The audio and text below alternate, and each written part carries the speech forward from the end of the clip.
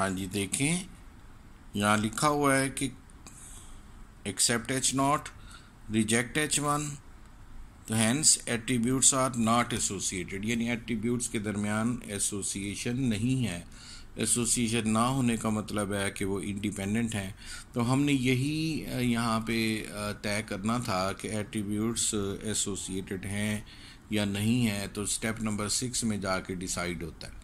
तो इसी तरह के और भी सवालात हैं वो आपने करने हैं, लेकिन उससे पहले ये रफ पे जो हमने काम किया था इसका दूसरा मेथड भी मैं आपको समझा देता हूँ कि ये तो था ना कि जब कंडीशन नॉट वैलिड हो गई और अगर वैलिड हो जाए तो फिर क्या करेंगे। देखें,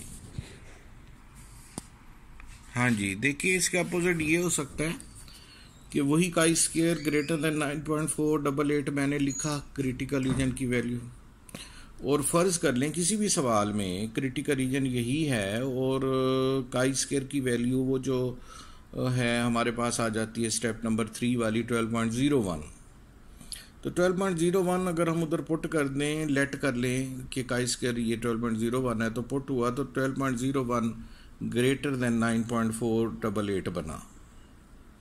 तो अब इसको ज़रा फिर उसी तरह से सोचें कि लॉजिक ये या कंडीशन ये दुरुस्त है या गलत है कि 12.01 क्या बड़ा होता है 9.488 से, तो हाँ बड़ा होता है। तो जब ये बड़ा होता है तो हम क्या लिखेंगे, कंडीशन वैलिड हो गई। तो अब फिर हमें क्या लिखना चाहिए, देखिएगा जी बेटा, ये 12.01 ग्रेटर है 9.488 से, तो इसका मतलब है कंडीशन वैलिड हो गई। वैलिड होने का मतलब है कि ये जो कंडीशन है, यानी ये वाली जो बात है कि 12.01 बड़ा होता है 9.488 से, ये बात दुरुस्त है, ठीक है।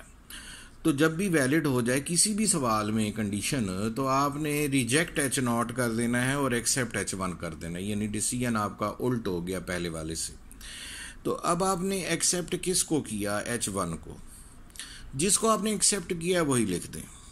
देखें बेटा, नीचे लिखा हुआ है हैंस एट्रीब्यूट्स आर, H1 यही था हमारा कि एट्रीब्यूट्स एसोसिएटेड हैं। एसोसिएटेड होने का मतलब ये है कि नॉट इंडिपेंडेंट है। तो इस तरह से हमने सारे सवाल करने हैं। अब जो लोग जो सवाल आप लोगों ने करने हैं बेटा, वो मैं यहाँ पे लिख रहा हूँ। वैसे तो पूरी एक्सरसाइज आप कर सकते हैं, लेकिन जो सवालात मैं लिख रहा हूँ फ़िलहाल आप यही करें। सेम इसी तरह से करना है, यानी 3 स्टेप तक सेम प्रोसीजर है। उसके बाद क्योंकि वैल्यूज़ डिफरेंट होती हैं तो इसलिए स्टेप नंबर 4, स्टेप नंबर 5, 6 करेंगे वैसे ही, लेकिन वैल्यूज़ डिफरेंट होंगी, साफ सी बात है। और कंक्लूजन भी हो सकता है कि डिफरेंट आ जाए। तो जो कुछ भी है आपने बेटा एज इट इज़ इसको करना है। ये बहुत बहुत इम्पॉर्टेंट एक्सरसाइज है। तो ये बेटा आपने करना है, बहुत आसान है, वेरी इजी। थोड़ा सा टाइम आपका लगेगा ज़्यादा, लेकिन हल हो जाएगा। इस सवाल को सामने रखना है और सवाल बाकी आपने करने हैं। सवालों के नंबर और एग्जाम्पल नंबर मैं यहाँ पे मेंशन कर रहा हूँ, जो आप लोगों ने खुद असाइनमेंट के तौर पे करने हैं।